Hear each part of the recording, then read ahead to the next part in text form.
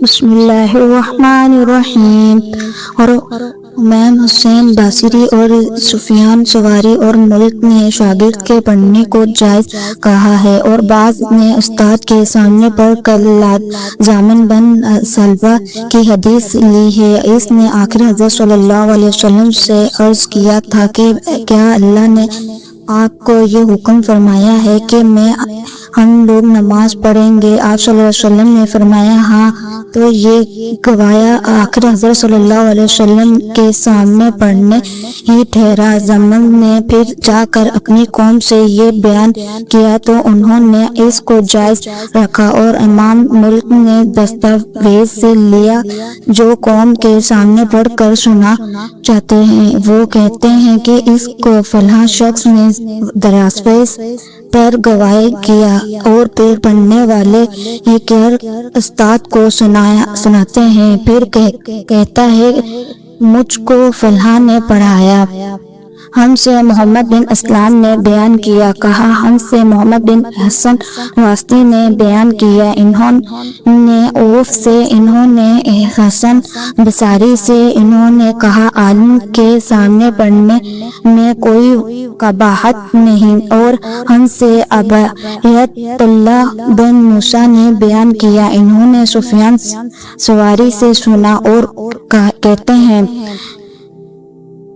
کہ جب کوئی شخص محرز کے حدیث پڑھ کر سنتا تو کچھ کہبت نہیں، اگر یوں کہے کہ اس نے مجھ سے بیان کیا، میں نے ابو احمس سے سنا۔ وہ امام ملک اور سفیان ثوری کا قول بیان کرتا ہے کہ عالم کو پڑھ کر سنانا اور عالم کو شاگردوں کے سامنے پڑھنا دونوں برابر ہے۔ ایک بار ہم مسجد میں آخر حضرت صلی اللہ علیہ وسلم کے ساتھ بیٹھے ہوئے تھے، اتنے میں ایک شخص اونٹ پر سوار ہو کر آیا اور اونٹ کو مسجد میں بٹھا کر باندھ دیا، پھر پوچھنے لگا بھائیوں تم سے لوگوں میں محمد صلی اللہ علیہ وسلم کون سے ہیں؟ آخر حضرت صلی اللہ علیہ وسلم اس وقت لوگوں میں تابعہ لگے بیٹھے ہوئے تھے۔ ہم نے کہا حضرت محمد صلی اللہ علیہ وسلم یہ سفید رنگ والے بزرگ ہیں جو تابعہ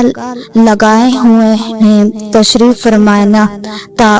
وہ آپ سے مخالفت ہوئے کہ اے عبداللہ مطلب کے فرماندہ، آپ صلی اللہ علیہ وسلم نے فرمایا کہو میں آپ کی بات سن رہا ہوں۔ وہ بولے میں آپ صلی اللہ علیہ وسلم سے کچھ دینی بات دریافت کرنا چاہتا ہوں، اور ذرا سخت سے بھی پوچھوں گا تو وہ آپ کے دل میں برے نہ مانیں گی۔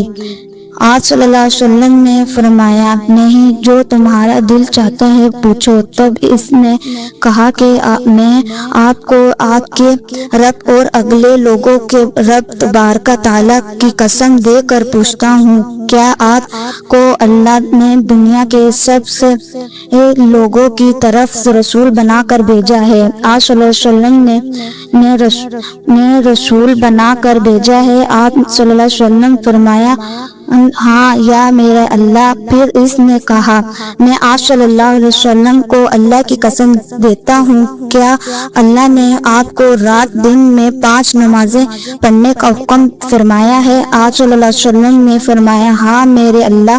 پھر کہنے لگے میں آپ کو اللہ کی قسم دے کر پوچھتا ہوں، کیا اللہ نے آپ کو یہ حکم دیا ہے کہ ہر سال بھر میں اس مہینے رمضان کے روزے رکھو؟ آپ صلی اللہ علیہ وسلم نے فرمایا ہاں یا میرے اللہ۔